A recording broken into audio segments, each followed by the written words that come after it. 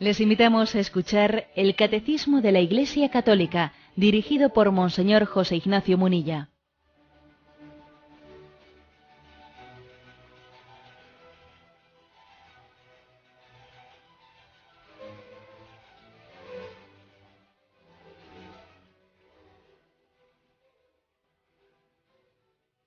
Un cordial saludo a todos los oyentes de Radio María. Un día más, con la gracia del Señor, proseguimos el comentario del Catecismo de nuestra Madre la Iglesia. Comenzamos el artículo del credo que dice: Jesucristo fue concebido por obra y gracia del Espíritu Santo y nació de Santa María Virgen. Dentro de esta explicación de este artículo del credo, comienza diciendo por qué el Hijo de Dios se hizo hombre, por qué el Verbo se hizo carne. Es a partir del punto 456. Este punto es muy breve y dice: en el credo niceno-constantinopolitano respondemos confesando: por nosotros los hombres y por nuestra salvación bajó del cielo, y por obra del Espíritu Santo se encarnó de María la Virgen y se hizo hombre. Esta es la contestación, o sea, la respuesta, mejor dicho, que da el credo niceno-constantinopolitano, que para entendernos es el largo, el credo corto es el que llamamos credo apostólico, en su versión larga, como está hecho entre el concilio de Nicea y el concilio de Constantinopla, por eso se le llama niceno-constantinopolitano, una palabra así un poco larga, pero bueno, nosotros solemos decir popularmente, como suele haber dos versiones del credo que se proclaman en la liturgia, el credo corto, el credo largo. Bueno, pues el credo largo da respuesta a esa pregunta de por qué Dios se hizo hombre, por qué el Verbo se hizo carne. Y dice: por nosotros los hombres y por nuestra salvación bajó del cielo. Bueno, ya se nos ha dado una respuesta, pero fijaros que esta respuesta es digna de meditación y de reflexión.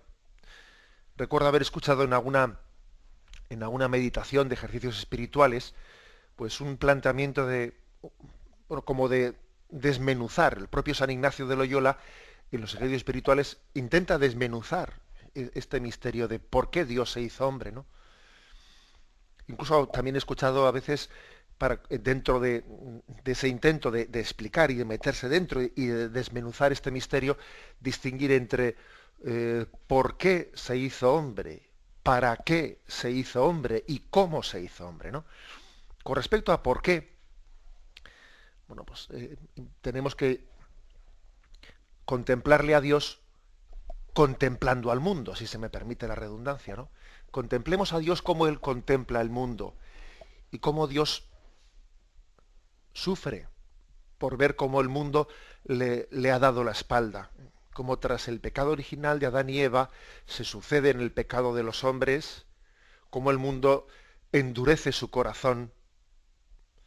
Y en ese contexto en el que finalmente se produjo la encarnación, hace 2000 años, pues podríamos pensar lo que era el Imperio Romano. Entonces el mundo estaba dominado por el Imperio Romano y era el modelo del poder del hombre. Y fijémonos en lo que era un Imperio Romano, en el que pues algunos vivían en Roma, en la plena opulencia, en una sociedad en la que sabemos que en el calendario romano había más fiestas que días laborables, y aquello era pan y circo, y era vivir bien, y era fiesta más fiesta, y juerga y más juerga, y todo eso, esa opulencia de Roma, era a costa de que Roma estaba oprimiendo a los pueblos ocupados.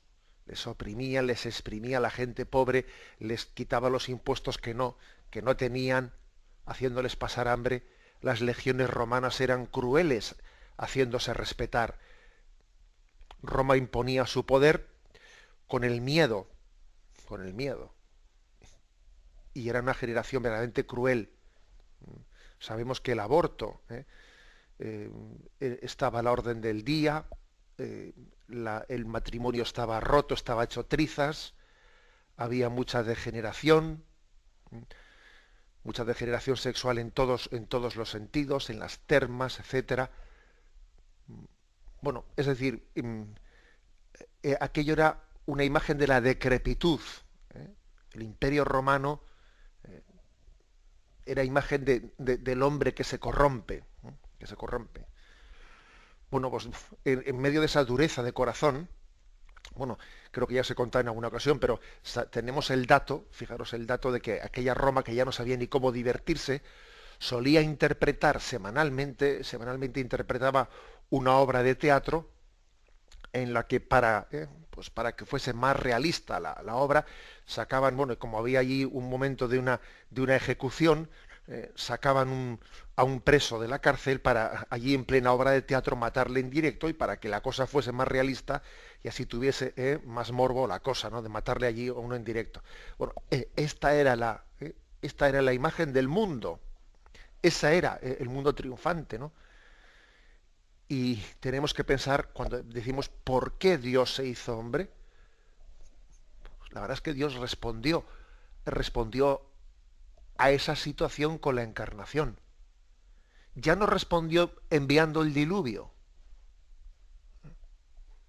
Acordaros que la imagen del diluvio, cuando cuenta el Antiguo Testamento que viendo Dios la perversidad del hombre, decidió mandar un diluvio y entonces se salvaron únicamente Noé, ¿no? Y su familia y un pequeño grupúsculo de una familia de gente honrada y honesta, pero luego dice que Dios se arrepintió, que obviamente también es una manera de hablar, porque es un género literario, una manera de hablar, porque Dios no se equivoca y no decide una cosa y luego decide la contraria, ¿me explico? O sea que también es una forma de hablar, pero sí que con ese género literario dice la Sagrada Escritura que Dios se arrepintió y dijo que pondría que ya no volvería a mandar un diluvio sobre la tierra.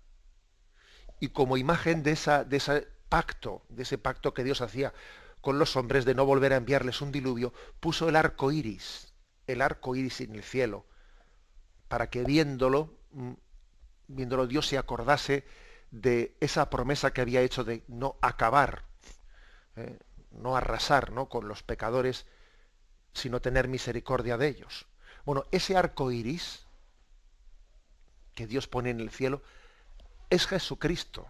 Él es el arco iris, porque Él es el que con su encarnación une las dos orillas, la orilla de la divinidad y de la humanidad. Él es el que une a Dios a los pecadores, que parece que es lo más contrario que pueda existir. Es como juntar el fuego con el agua. Dios viene a nosotros. Ese es el arco iris. Esa es la promesa que Dios hizo en el Antiguo Testamento de que no volvería, ¿no? A enviar pues ese diluvio de exterminio para nosotros. Bueno, digo que esta meditación, por qué Dios se hizo hombre, nos ayuda a entender, a entender el credo. Y después del por qué, podríamos pasar al para qué. ¿Para qué? Pues lo hizo para que de esta manera fuésemos salvados. Para que el hombre fuese redimido, es decir, porque Dios ha dicho, yo quiero salvar el pecado del mundo, o salvar esta postración en la que el mundo se encuentra, viniendo a ellos, para salvarlos, pues porque la misericordia de Dios no se limita a tener pena, a tener compasión, sino que la misericordia es el amor en acción. La misericordia es el amor que se arremanga, que acude en nuestra ayuda. Ese es el para qué. Y el cómo lo hizo, hemos hablado del por qué, el para qué y el cómo, bueno, pues es la encarnación. Es el venir a nosotros y llevar a cabo su mensaje de salvación, viviendo, conviviendo, compartiendo nuestra propia vida humana, nuestra propia condición humana, con todas sus consecuencias, ¿no? Bueno, esta es la afirmación de partida, de por qué Dios se hizo hombre. Hay un detalle que conviene matizar. En la historia de la teología ha solido haber pues como un debate en el que las escuelas teológicas han tomado, pues digamos, pues posicionamientos un poco distintos, que son los siguientes, ¿no?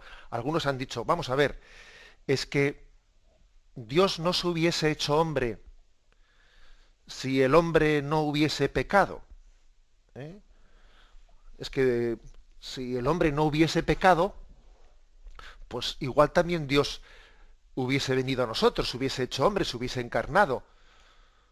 Pues porque Él no únicamente nos ama porque somos pecadores, es que no siendo pecadores también su amor es infinito y Él podía haberse encarnado aunque nosotros no fuésemos pecadores y podía haberse encarnado sencillamente para mostrarnos su amor, etcétera. Y de hecho, fijaros que el credo dice, por nosotros los hombres y por nuestra salvación bajó del cielo. Y parece que diciendo esto, dice como dos cosas, ¿no? Por nosotros los hombres y por nuestra salvación.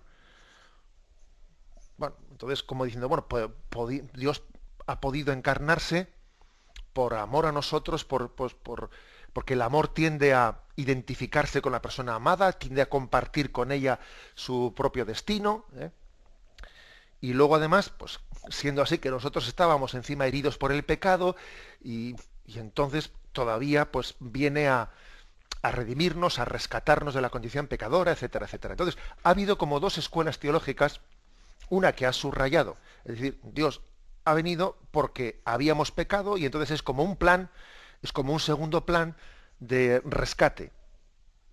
El plan de Dios primero fue crear el mundo, pero como de alguna manera el hombre, entre comillas, le chafó, si me permitís esa expresión, ¿no? Le chafó el plan de Dios, rompió el plan primero de Dios, entonces Dios hace un segundo plan de rescate del hombre porque el hombre había sido infiel a la llamada de Dios a serle fiel y a ser obediente, ¿no? En el paraíso terrenal.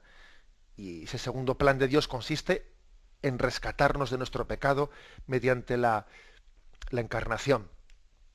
Pero también digo que hay otras escuelas teológicas que dicen que la encarnación, el que Dios venga a nosotros, eso de que sea un segundo plan, bueno, pues es que es una manera de hablar, porque en el fondo Dios desde el principio conoce todo lo que va a ocurrir y también conoce el propio rechazo que nosotros íbamos a tener de su oferta de amor, con lo cual en el plan de Dios todo estaba desde el principio y por lo tanto la decisión de que Dios se hiciese hombre y se encarnase y se viniese a nosotros era una decisión eterna, desde siempre Él quería estar con nosotros. Bueno, existen como estos dos matices, ¿no? Explicar más la encarnación como rescatarnos del pecado, o explicar la encarnación más como venir al hombre para expresarle su amor, para expresarle el amor de Dios y para divinizarnos y para elevarnos a la condición divina. Bueno, y entonces, ¿qué dentro de estas dos escuelas, que las dos son legítimas, las dos son legítimas, que cada uno lo que hace es subrayar un poco un aspecto, ¿qué hay que decir por nuestra parte? Bueno, pues que lo que tenemos que hacer es no oponerlas, no poner una a la otra, sino que es que nosotros no tenemos que hacer como, digamos, ciencia ficción, sino que las cosas han ocurrido como han ocurrido. Porque, claro, decir, ¿y qué hubiese ocurrido si...? Bueno, vamos a ver, mire usted, que eso es un poco perder, no sé, gastar imaginación en balde. Eso de que, ¿qué hubiese ocurrido si el hombre no hubiese pecado, Dios hubiese...? No estamos en esas, como se dice, no estamos en esas. Hay que decir que la encarnación se ha producido, de hecho, en una situación en la que el hombre había pecado. Entonces, el hecho de que Dios se encarne para redimirnos de nuestro pecado y al mismo tiempo para expresarnos su amor, y como expresión de su amor y para elevar al hombre y por su santificación, etcétera, pues todo eso está unido. Todo eso está unido. Entonces nosotros, pues quizás cometeríamos un error si intentásemos como, no sé, diseccionar la realidad, diseccionar. Y sí, pero si esto no hubiese sido, yo creo que está bien que los teólogos pues tengan su nivel de reflexión, pero después de haber escuchado un poco las reflexiones de la teología, nos tenemos que quedar con la catequética, que lo que nos dice es que Dios se ha encarnado por nuestra salvación, para redimirnos del pecado y para expresarnos el amor que nos tiene. ¿Eh? Por nosotros y por nuestra salvación, porque nos ama. Y entonces el amor, como he dicho antes, pues no puede, no soporta el mal de la persona amada. Y como no lo soporta, sale en su rescate. Sale en su rescate. Esta es la respuesta que damos a por qué Dios se hizo hombre. Tenemos un momento de reflexión y continuamos enseguida.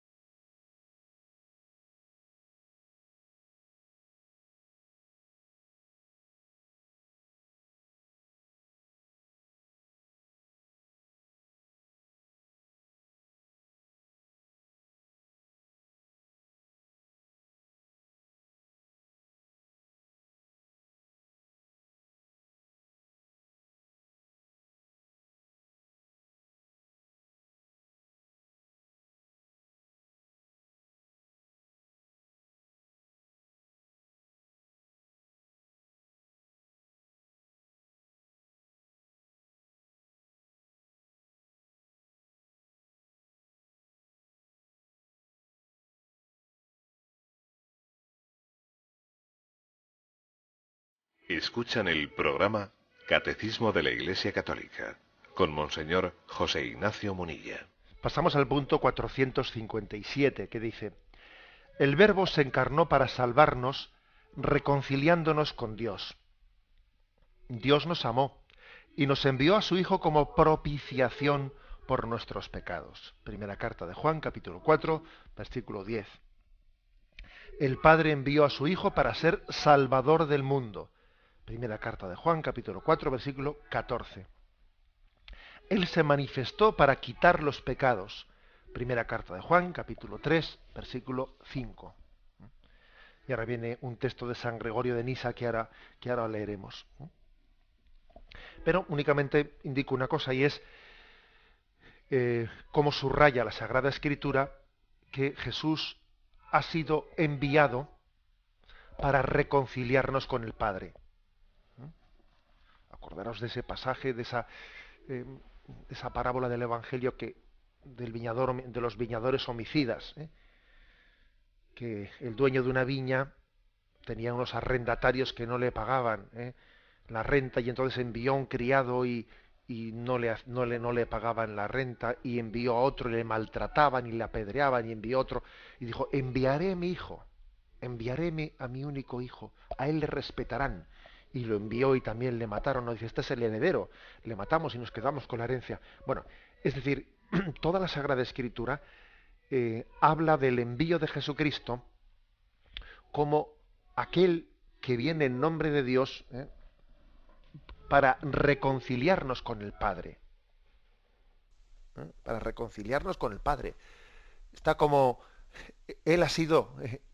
nosotros deberíamos de haber pagado a Dios lo que le debíamos, y ha sido Él, el Hijo, el que ha pagado en vez nuestro lo que nosotros no éramos capaces de pagar, ¿no? Él ha pagado nuestra deuda. Por eso hay muchos términos en la Sagrada Escritura que dicen, ¿no? Él es propiciación por nuestros pecados. Dios envió a su Hijo al mundo como propiciación por nuestros pecados.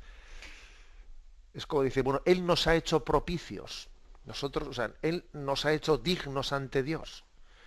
Nosotros nos habíamos enemistado con Dios y éramos incapaces de resolver ese callejón sin salida en el que habíamos entrado, incapaces de pagar la deuda que nosotros mismos habíamos generado.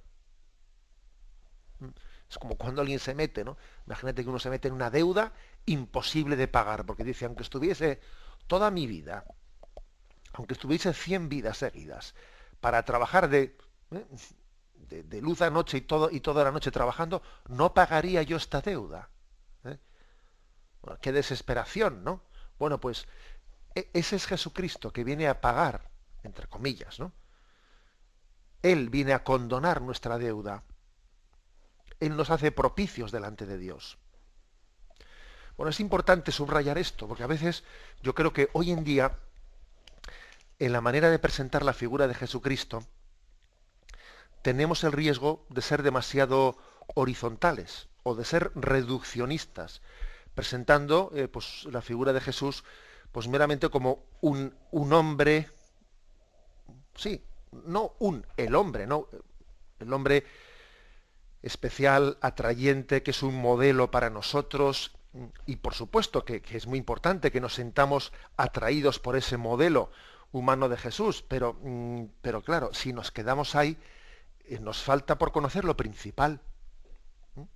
Jesús no solo es un modelo de vida humana, de vida en dignidad, no únicamente es alguien que nos enseña a tener una vida más digna, más humana, bueno, bien, todo eso siendo cierto, se queda muy corto para expresar el misterio del que estamos hablando, y es que Cristo, Él es el que ha venido a condonar, a pagar esa deuda que nosotros éramos incapaces de pagar y hacernos propicios delante de Dios. Incluso hablábamos de la muerte vicaria, es decir, que Cristo murió en vez nuestro, que nosotros éramos los condenados a la muerte y que Él asumió la muerte física para librarnos de la muerte eterna. Esta es nuestra fe y esto es lo que afirma la Sagrada Escritura, ¿no? Por tanto, sería un error. Bueno, no es que sea un error. A veces puede haber errores no por decir cosas falsas, sino por hacer imágenes reduccionistas. Sería una reducción del misterio de Jesús, bueno, pues únicamente hablar de la imagen del hombre atrayente, del modelo que Jesús supone para nosotros. Jesús no solo es un modelo, que lo es, claro, sino aparte de ser un modelo para imitarle, es un don para reconciliarnos con el Padre. Él es el que ha venido a rescatarnos. Bien, bueno, pues estas afirmaciones de fe en las que se dice Él es el Salvador que ha venido, ¿no? El que quita los pecados del mundo. Nadie podía quitar los pecados, sino solo Él podía llevar a cabo ese rescate. Porque venía de parte de Dios, ¿no? Bueno, este aspecto, en esta cita de San Gregorio de Nisa, pues la verdad es que de una manera muy bella, fijaros cómo se dice, cómo se expresa. Nuestra naturaleza enferma exigía ser sanada, desgarrada, ser restablecida, muerta, ser resucitada. Habíamos perdido la posesión del bien, era necesario que se nos devolviera. Encerrados en las tinieblas, hacía falta que nos llegara la luz. Estando cautivos, esperábamos un Salvador. Prisioneros, un socorro. Esclavos, un libertador. ¿No tenían importancia estos razonamientos? ¿No merecían conmover a Dios hasta el punto de hacerle bajar hasta nuestra naturaleza humana para visitarla, ya que la humanidad se encontraba en un estado tan miserable y tan desgraciado? Bien, es un texto de San Gregorio de Nisa, precioso, en el que describe de manera conmovedora el estado del hombre caído en el pecado. Habla de una naturaleza enferma que tiene que ser sanada. Naturaleza enferma, ¿no?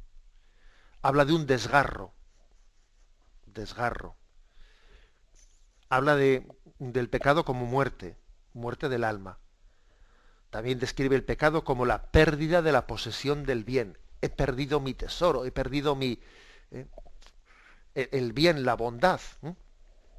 También describe el pecado como vivir en tinieblas, como un cautiverio, como ser prisionero, como ser esclavo. Todos estos términos son los que utiliza San Gregorio de Nisa para describir la situación del hombre, que como veis es dura, es dramática. El enfermo, desgarrado, un muerto, que ha perdido su bien, que vive en tinieblas, cautivo, prisionero, esclavo. Bueno, pues todo eso es, digamos que sanado, restablecido, resucitado, es devuelto, es hecha la luz en la tiniebla, es socorrido el prisionero, es libertado el esclavo. Es que es imponente la redención del hombre. Es darle la vuelta a nuestra situación, ¿no? Por eso fijaros que tenemos que estar infinitamente agradecidos. O sea que lo propio de la fe cristiana es que nos lleve a tener conciencia de qué supone haber sido salvado y estar infinitamente agradecidos a Dios. Claro, el colmo del colmo es que Dios, habiendo hecho esto por nosotros, bueno, pues no tenga de nosotros una acción de gracias, ¿no? Y fíjate, que nos dé pereza, pues yo qué sé, ¿no? Nos dé pereza la Eucaristía del domingo.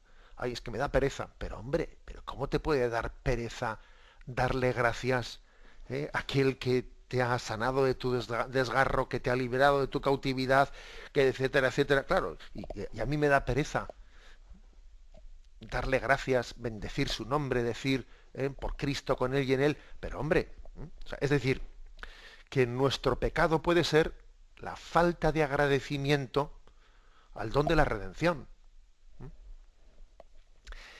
Y recuerdo haber escuchado una frase que decía, ¿no? No sé, no me acuerdo el autor, pero decía la frase: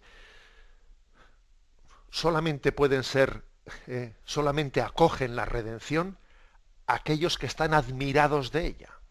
Mira, si yo no estoy admirado de la redención, ¿cómo voy a acogerla? Los que están conmovidos por haber sido redimidos, el que se conmueve por haber sido redimido, ese es el que acoge la redención. Es que si no, no la estás acogiendo, si no la estás rechazando.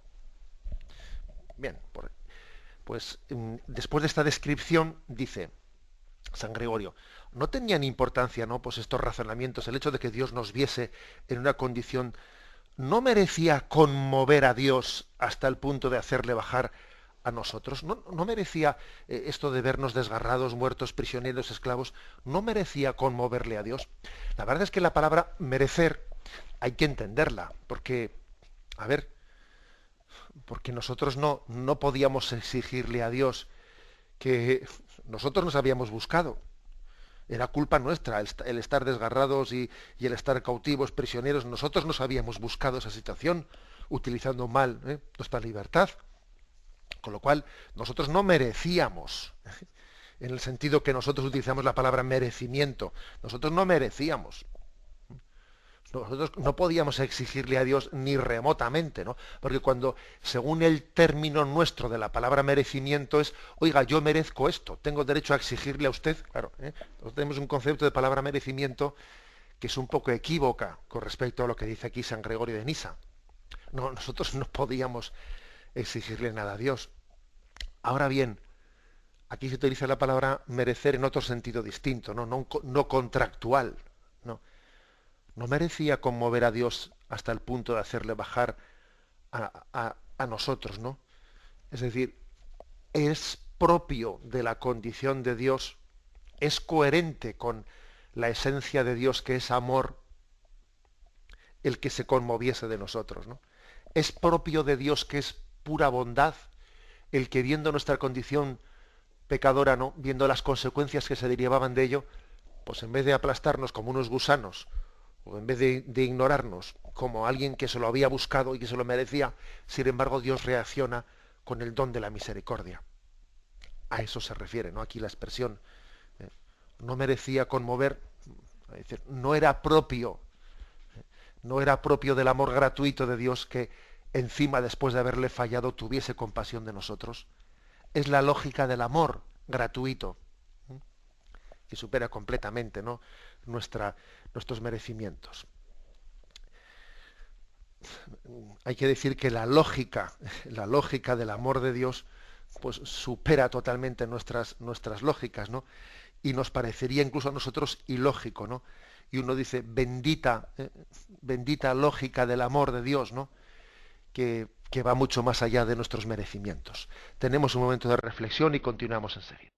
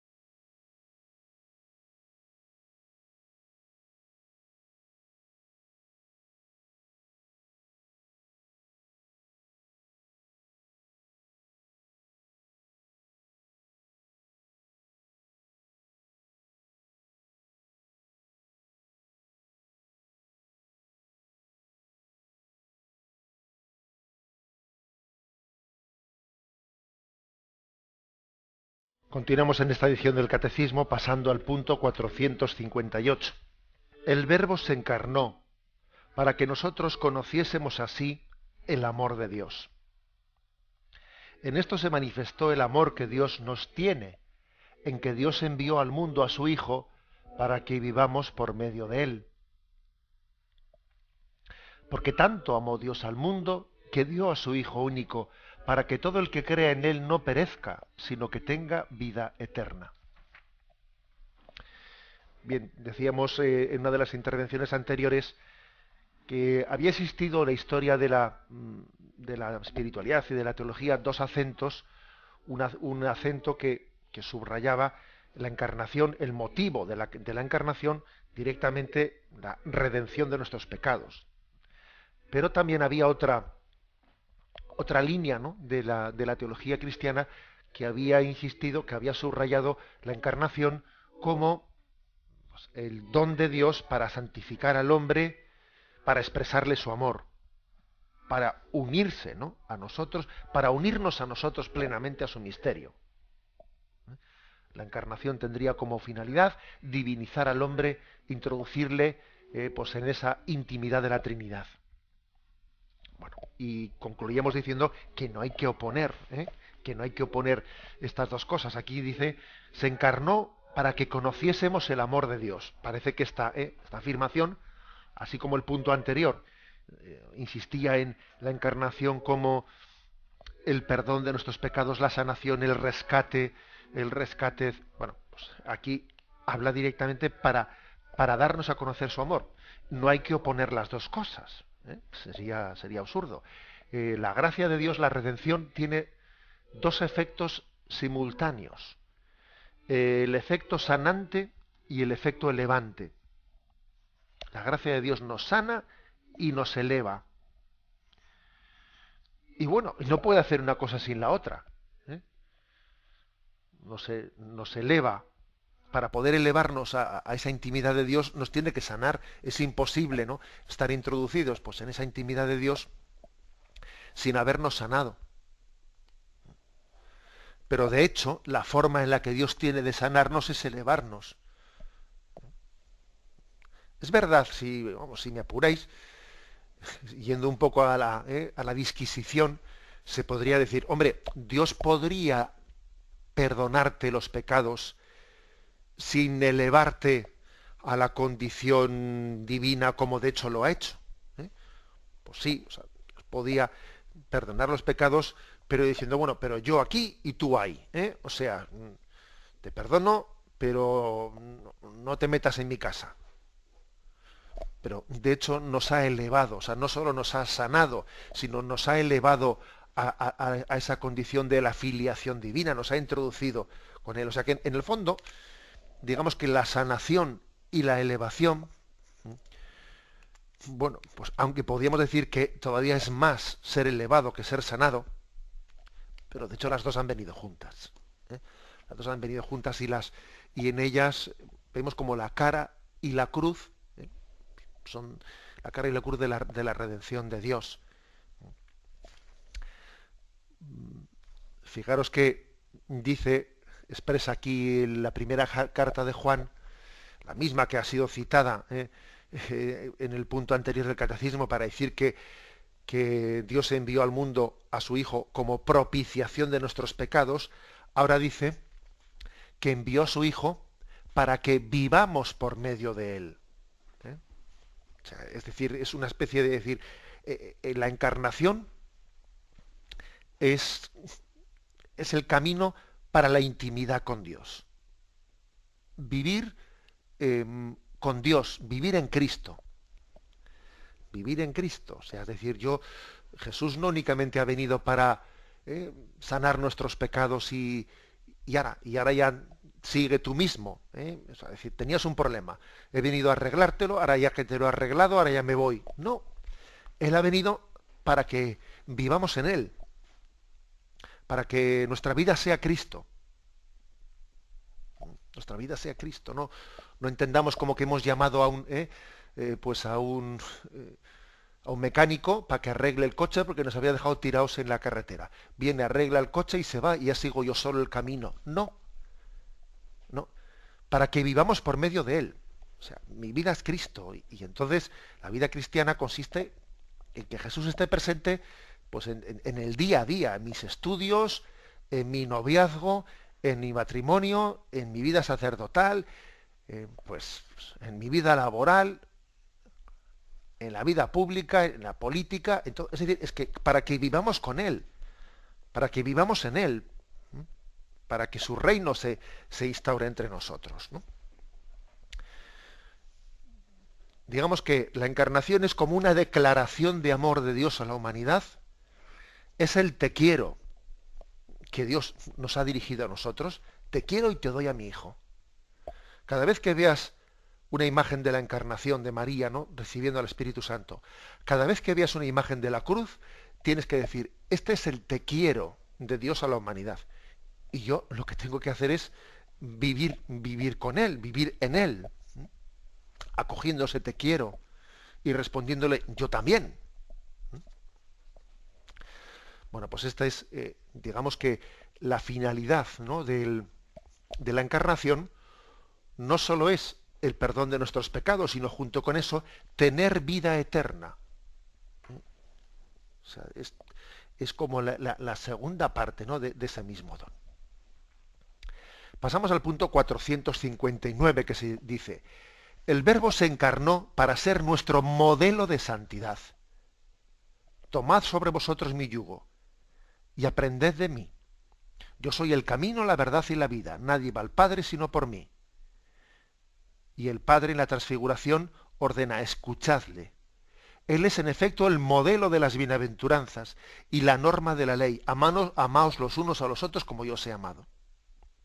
Este amor tiene como consecuencia la ofrenda efectiva de uno mismo, de sí mismo. Bueno, otro subrayado que complementa a los anteriores. ¿Por qué el Verbo se hizo carne? Para que tuviésemos un modelo de santidad.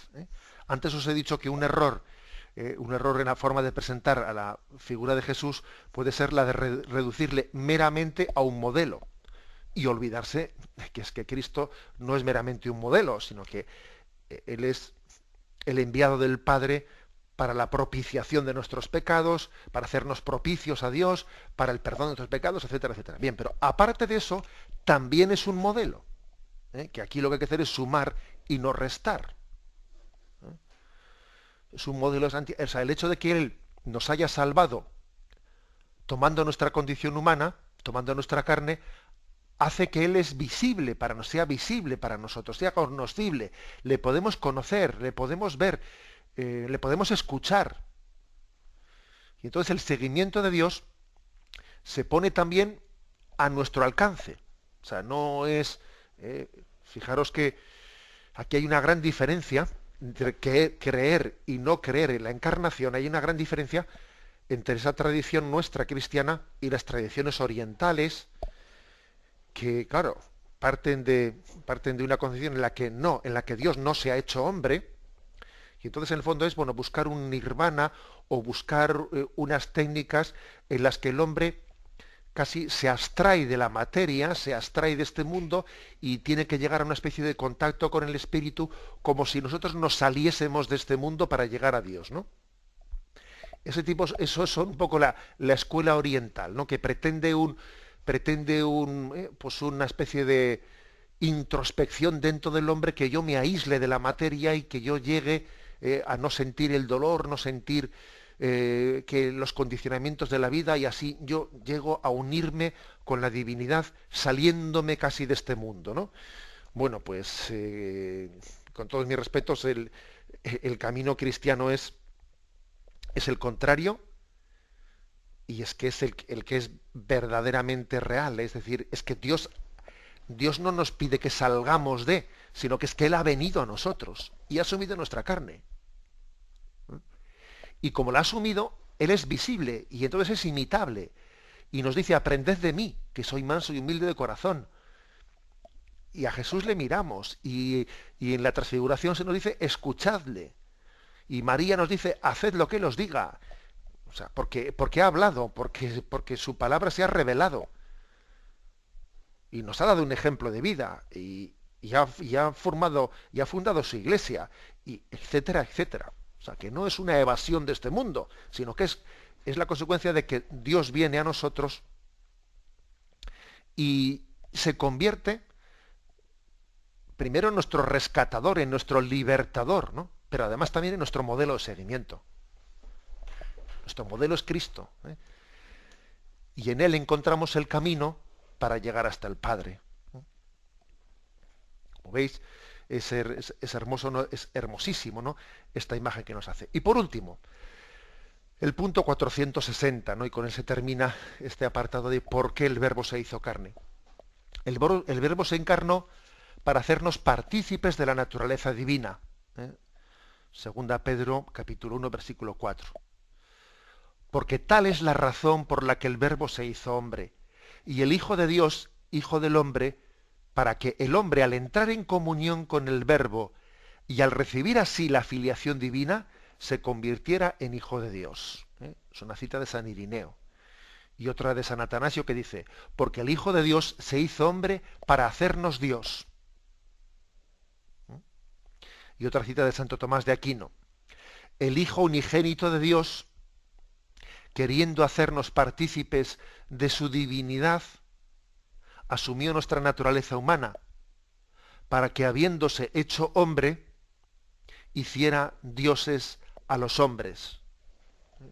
Como veis, aquí ha puesto 3 citas, una de San Irineo, de San Atanasio, de Santo Tomás de Aquino, pero los 3 afirmando este mismo misterio, ¿no?, en el que, por la encarnación de Dios, somos hechos partícipes de la naturaleza divina. Hay como una especie de intercambio. Dios asume la naturaleza humana para que nosotros podamos compartir también, participar de la naturaleza divina. No estamos hablando de panteísmos ni cosas por el estilo. Estamos hablando de que la condición filial, o sea, el hecho de ser hijos en el Hijo, nos hace participar de la naturaleza divina. Claro que somos criaturas, y no somos eternos, como Dios es eterno, pero hay expresiones en la Sagrada Escritura que dice: seréis dioses, seréis... se refiere Se refiere no a la tentación de querer ser Dios sin Dios, sino al don del Espíritu Santo, al don de ser Dios en Dios, ser Dios en Cristo, ser nuevos Cristos, para entendernos. A eso se refiere ser partícipes de la naturaleza divina. Y así, de esta manera, bueno, pues estamos completando la respuesta a esa pregunta, ¿no? ¿Por qué el Verbo se hizo carne? ¿O para qué el Verbo se hizo carne? Dejamos aquí la explicación y damos paso a la intervención de los oyentes. Podéis llamar para formular vuestras preguntas al teléfono 917-107-700. 917-107-700.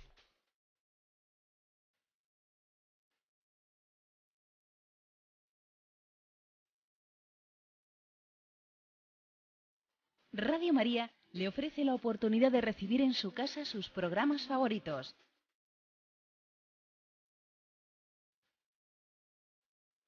Ahora lo puede hacer a través de nuestra página web www.radiomaria.es o bien llamándonos al 902 500 518. 902 500 518. Pídanos el programa que más le interesa en cualquiera de sus emisiones, especificando el día y la hora que lo ha escuchado. Solo nos tiene que decir si lo quiere en CD de audio o CD o DVD en MP3. Haga su solicitud en el 902 500 518 y en www.radiomaria.es.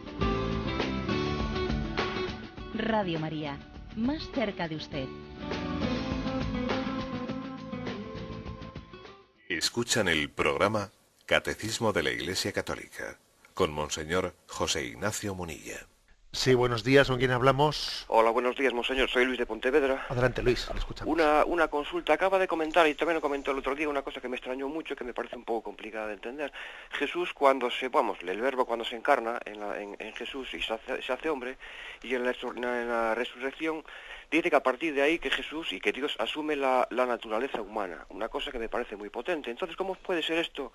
¿Y cómo se compagina con el atributo divino de inmutabilidad, que Dios no puede cambiar, que siempre es eterno, igual a sí mismo siempre? Nada más, gracias. Bueno, pues la verdad es que esa pregunta pues tiene su cosa, tiene su qué, como se dice, ¿no? Y la verdad es que tendrán que esforzarse, pues en explicarlo los teólogos, pero nosotros partimos del dato revelado.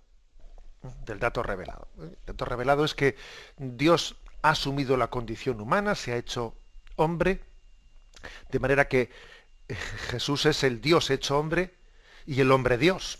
Las dos cosas, el Dios hecho hombre, que es la cristología descendente, y el hombre Dios, el hombre divinizado, que es la cristología ascendente. Bueno, entonces, pregunta del oyente, bueno, ¿y eso cómo se compagina eso con la inmutabilidad de Dios? Bueno, pues a veces nosotros la palabra inmutabilidad, claro, es que la hemos entendido, yo creo que la hemos entendido de una manera que parece que Dios ni siente ni padece, como que, por ejemplo, cuando decimos que nuestro pecado le ofende a Dios, que le hace sufrir a Dios. Entonces decimos, bueno, pero a Dios cómo puede sufrir? Si es inmutable, el sufrimiento parece que nuestra vida, la vida de un santo le alegra el corazón de Dios. Pero bueno, ¿cómo un santo le va a añadir nada a Dios? Si él es inmutable, él ya lo tiene todo. Con lo cual, que nosotros seamos santos o seamos pecadores, pues en Dios no tiene que tener ninguna influencia. No, obviamente tendremos que matizar ese concepto de inmutabilidad, porque parece que casi estamos confundiendo ser inmutable con ser, pues no sé, pues un pedazo de mármol frío.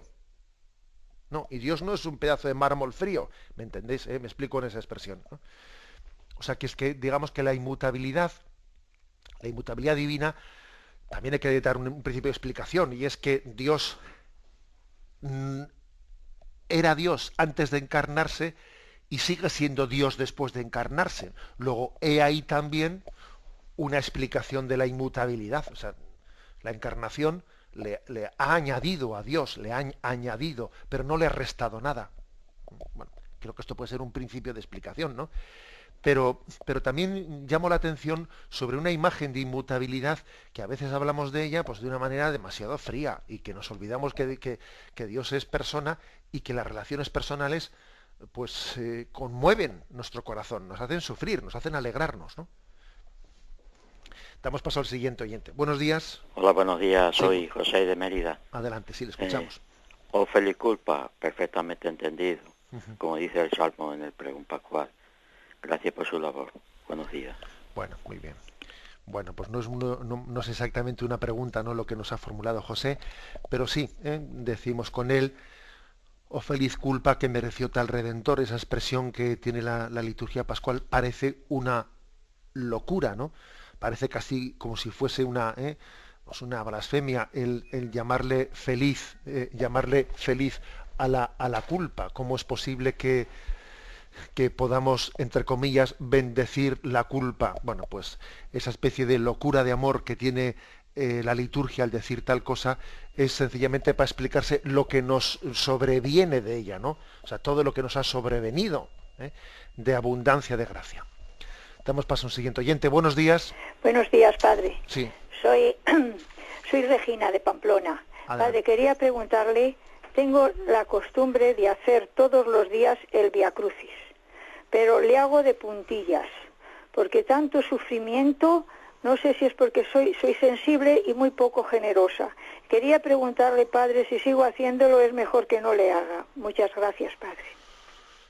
Bueno, pues mire, le voy a decir una cosa, y es que yo le escuché a nuestro difunto padre decirnos muchas veces que el peor rosario es el que quedaba sin rezarse, ¿eh?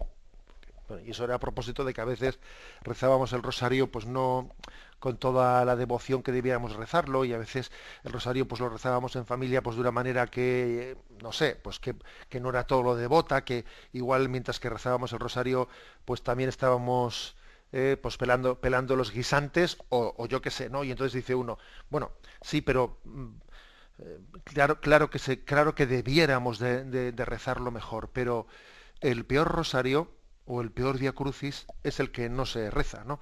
Con lo cual, yo le diría que el dejar de hacer es muy fácil dejar de hacer, ¿no? A mí me parece que lo que hay que hacer es intentar hacer las cosas, pues, adentrándonos en ellas, ¿no? Poco a poco adentrándonos en ellas. A veces incluso suele haber momentos de gracia en los que es como si Dios nos diese un empujón.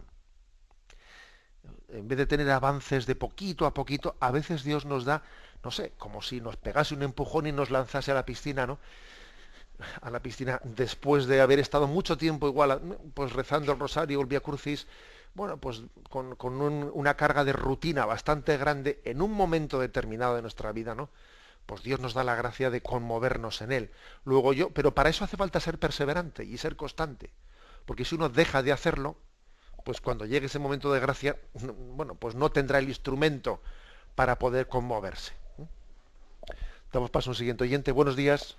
Buenos días, monseñor. Sí, adelante. Soy Blanca de Madrid y, bueno, quiero que todos los oyentes sean conscientes de la suerte que tenemos de tener a un obispo explicándonos el catecismo cada día.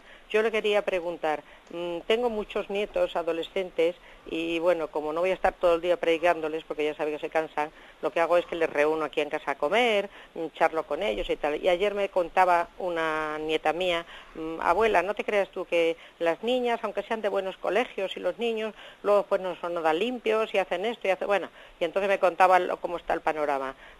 Yo siempre trato de aconsejarlos sin predicarlos, porque ellos me dicen gracias abuela por el buen ejemplo que nos das, les enseño la sobriedad, en fin, todas estas cosas.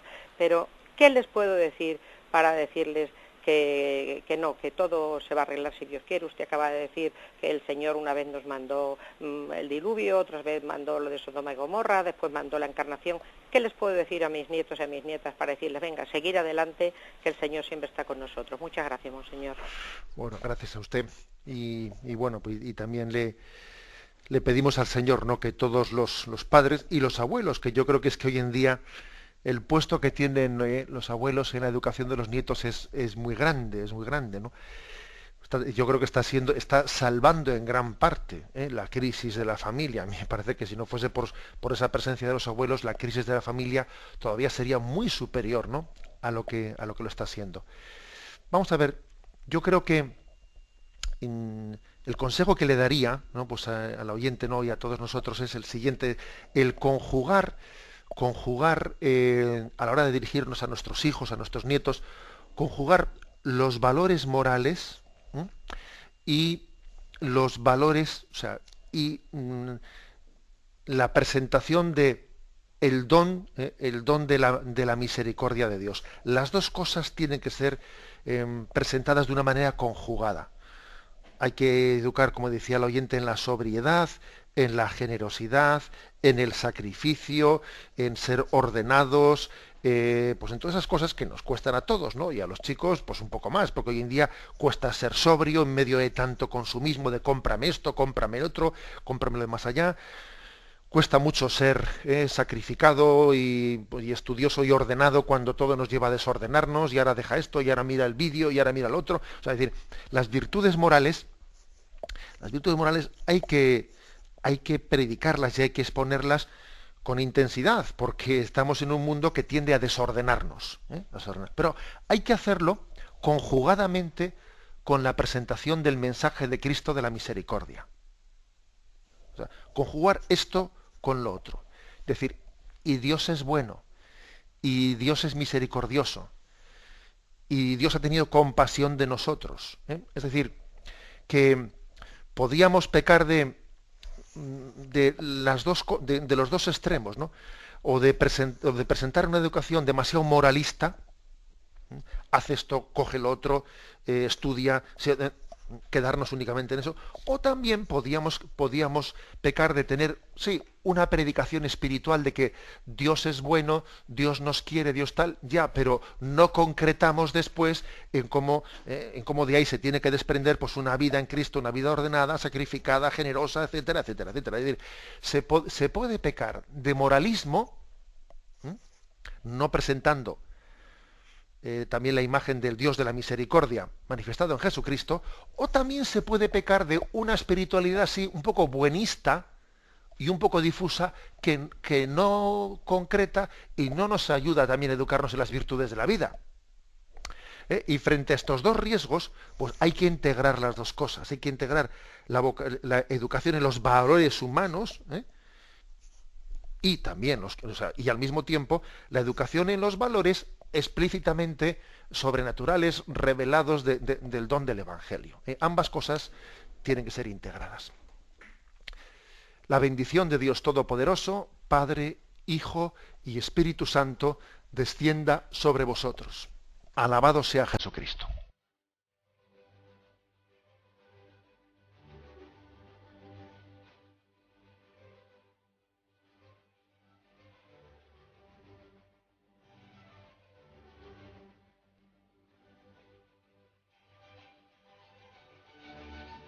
Han escuchado en Radio María el Catecismo de la Iglesia Católica, un programa dirigido por Monseñor José Ignacio Munilla.